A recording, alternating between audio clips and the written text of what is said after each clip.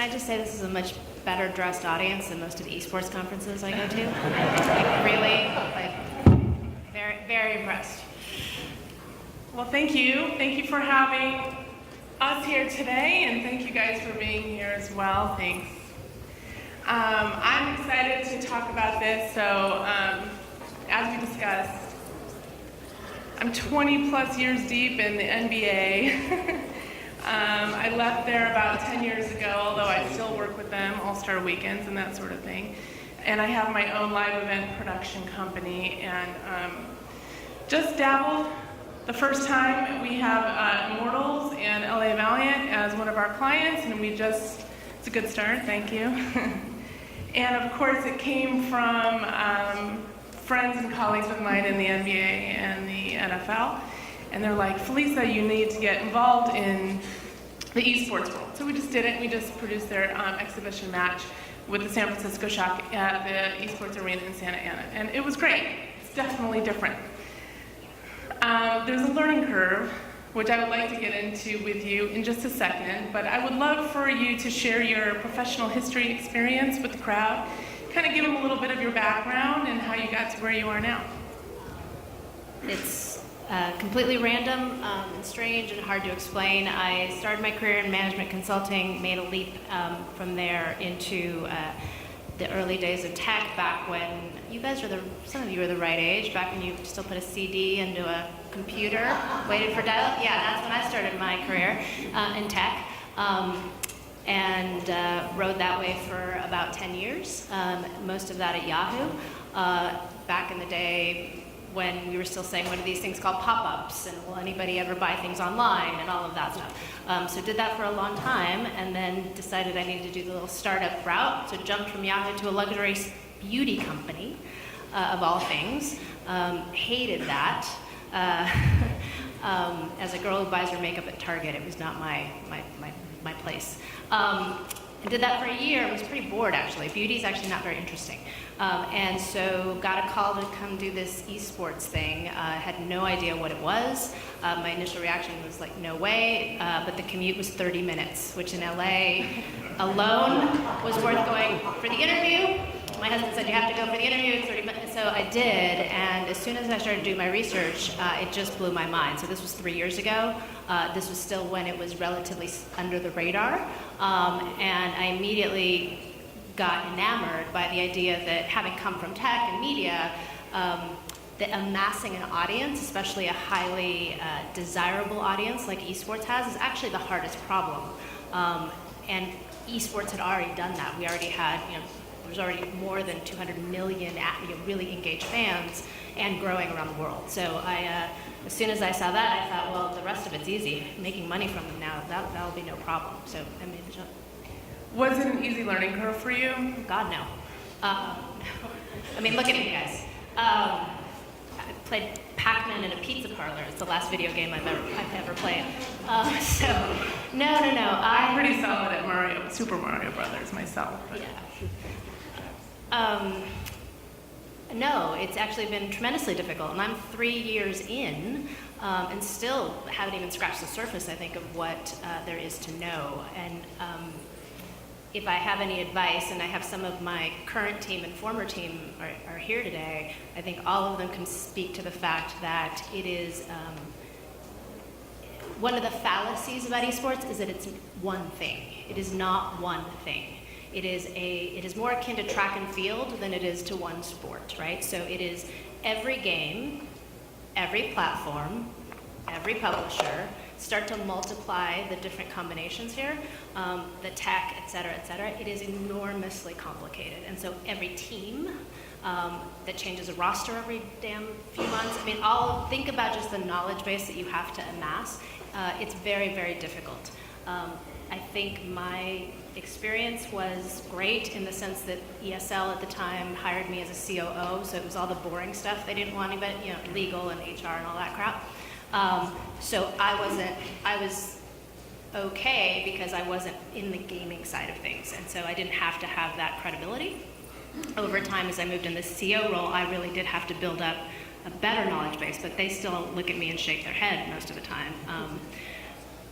I would say for all of you that are new to it, the biggest advice I can give is to approach it humbly and approach it with respect for how complicated it is and how talented some of these kids, and they are kids, are, and how sophisticated they actually are in their knowledge and in their skill set, because they are far more sophisticated than most of us give them credit for when you see them at first, because they're wearing hoodies and they don't often complete their sentences, and they think Red Bull 4 times a day is a full meal, like that. So you look at it and you discount them. I think that's a mistake. Does this become a major at universities? I'm sorry, say that again? For kids who want to be gamers, does this become a major for them at universities? Is this something it already is. Yeah, it already is actually one of the I believe if you want to talk about trends that are coming, collegiate is the thing, right? That's what's going to happen. It's already happening. You saw some of the news today about, so yeah, absolutely. No question. The difference is a lot of those players will be coming out of their pro seat after their pro. Yeah, I mean, a friend of mine said to me yesterday, my son is a gamer, and he says, I'm not going to college because I'm going to go be a gamer and make a ton of money. Yeah, which is why you have all the universities now starting programs, because they understand they're going to lose a key demographic if they don't offer that. Sure. What is the most fun for you in your job currently? Oh, it's that I'm scared shitless every day, I think. No, I mean, in all honesty, I think that every day, for what we do, I don't know how, you guys have all heard of ESL, but I'm not sure how familiar you are. There's really 2 sides of our business. Half of our business is doing our own events under our own brand all over the world, and then we monetize that in all the traditional ways. On the other side of the business, we're doing productions for partners and publishers, and we've been doing that for 18 years, and it's fantastic because we have touched pretty much every game there is out there on every platform there is out there. But what that means is that we are constantly having to push ourselves into thinking about the next challenge that hasn't been solved yet.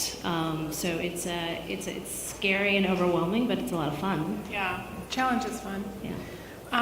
So let me ask you this. I can working in professional sports and the NBA for 20 plus years, I can comfortably and confidently say that I was a female working in a male-dominated industry. How is that for you? Is esports a male-dominated industry? Oh God, yes. yes.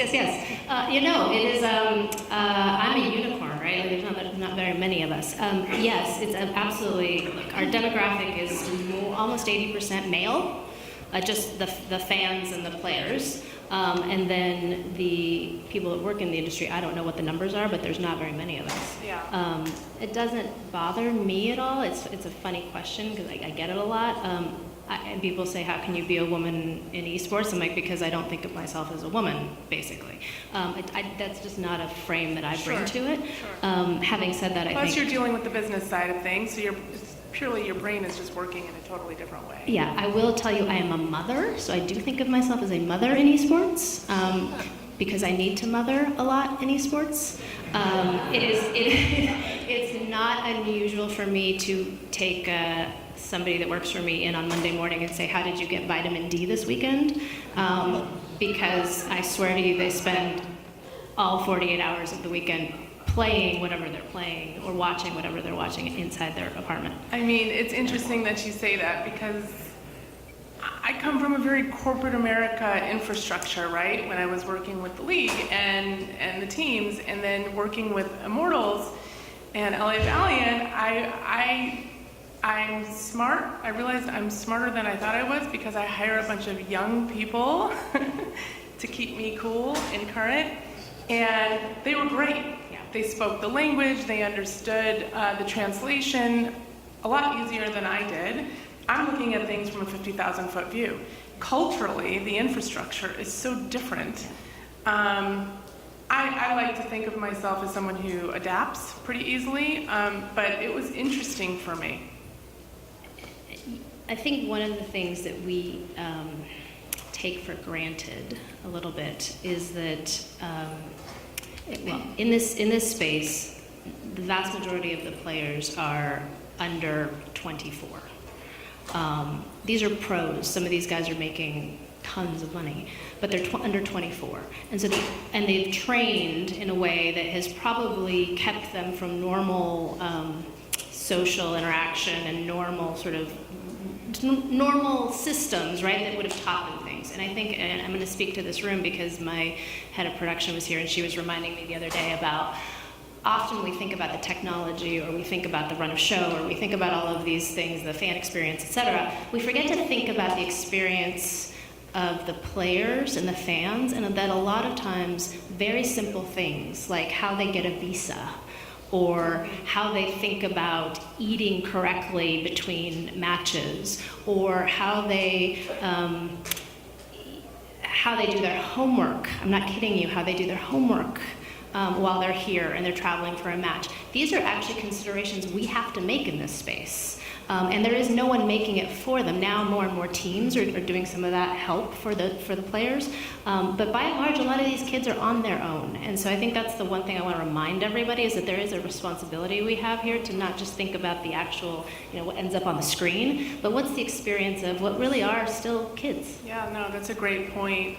I'm just curious, raise your hands if you've worked in professional sports. And raise your hands if you've worked in esports. And raise your hands if you've been to Blizzard Arena. So, that side of the room, yes. That side, not so much. It's pretty. So, I've worked with the big bells and whistles, all the flashy stuff, from producing live events with the NBA All-Star games and, anything produced live for broadcast. I went to Blizzard Arena.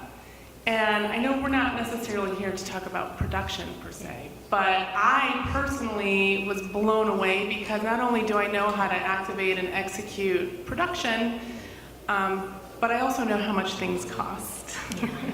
And I know the quality and the level of certain types of production elements.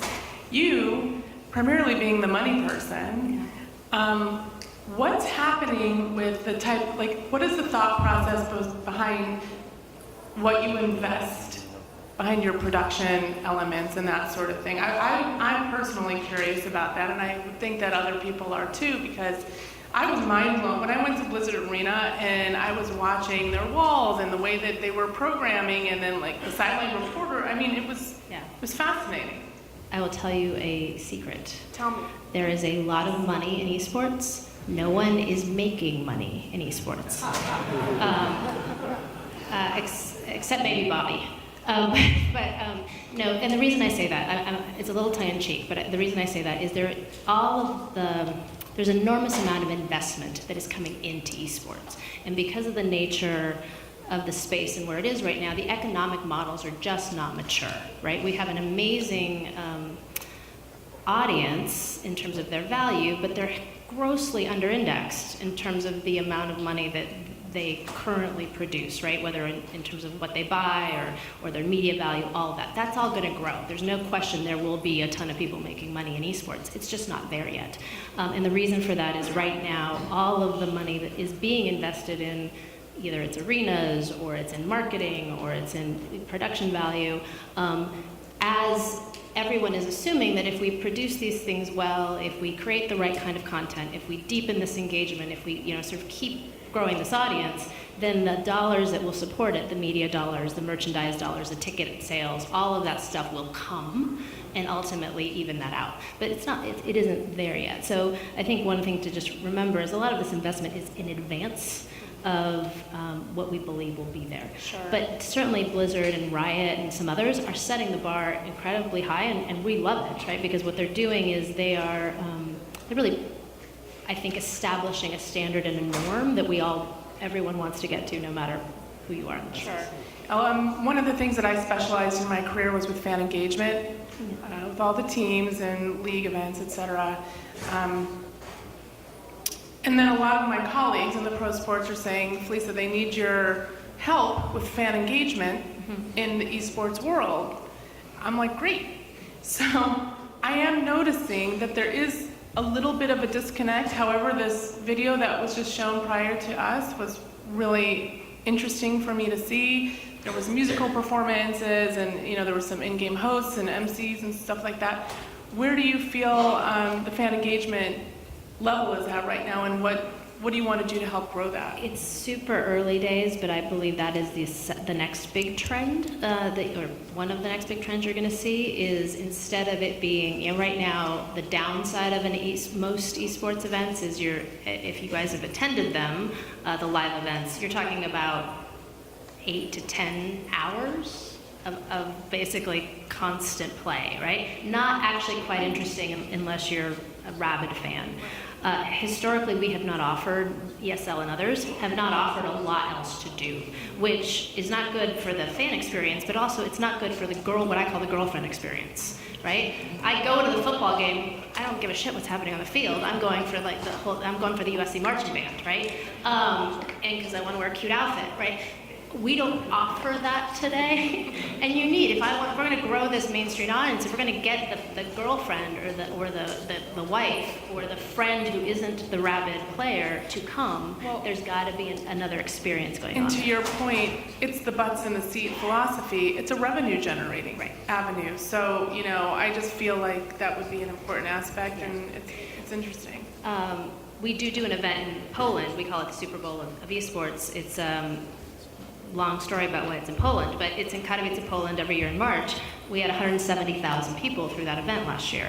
Now, that's because it's a week-long event, tournaments on either weekend with a fan expo in the middle, and it's enormous. So that is it. So we know it works if you build the right experience. Sure. It just hasn't been done everywhere yet. Sure, well, Tenfold Entertainment is always there to help you. We're going to be wrapping up soon, but I would love to ask you about your thoughts moving forward in the future of esports, and what are some of your personal things that you want to accomplish while you're in the role that you're in? So for me, I'm already very excited about the work that we've been able to do and that we're seeing others do around bringing traditional brands to esports and what they will do to help us move the experience forward. So just working with the AT&Ts and the Mercedes and the DHLs of the world, they're the best marketers in the world, and watching what they're bringing to us to teach us how to reach our fan and engage our fan and is really great, and I hope to do that. I'm very excited to see what mobile is going to do. Now, there's no question mobile is going to transform esports, and so figuring out how do you put on different kinds of productions and tournaments and experiences around a mobile experience and mobile game titles. Really fun, really excited to see that. We've started a little bit with PUBG Mobile just recently, and the team came to me at the beginning and they were like, this thing's going to be tricky. Like, we do not know if we're going to make any money on this thing. We don't know if we're going to lose money. Like, no one has ever done this before. How do we do 100 players, phones, etc.? And they figured it out. And so it's super exciting for me to continue to see our team be able to solve these problems technically and in other ways. Yeah, that's another great point. Really quickly, I just want to ask you about sponsors. Mm-hmm. Are they grasping the concept? Are they interested? Are they coming in droves, or is it still kind of a tug of war a little bit? It's definitely flipped in the last 12 months, where now it's not a pull so much from us. It's a little bit of a push. We're still pretty careful about who we work with because this isn't the PGA, right? So AT&T is a good example. They took us, when we signed them, they took us to their PGA tournament they were sponsoring, and we walked around going, oh wait, don't expect that, don't expect that, don't.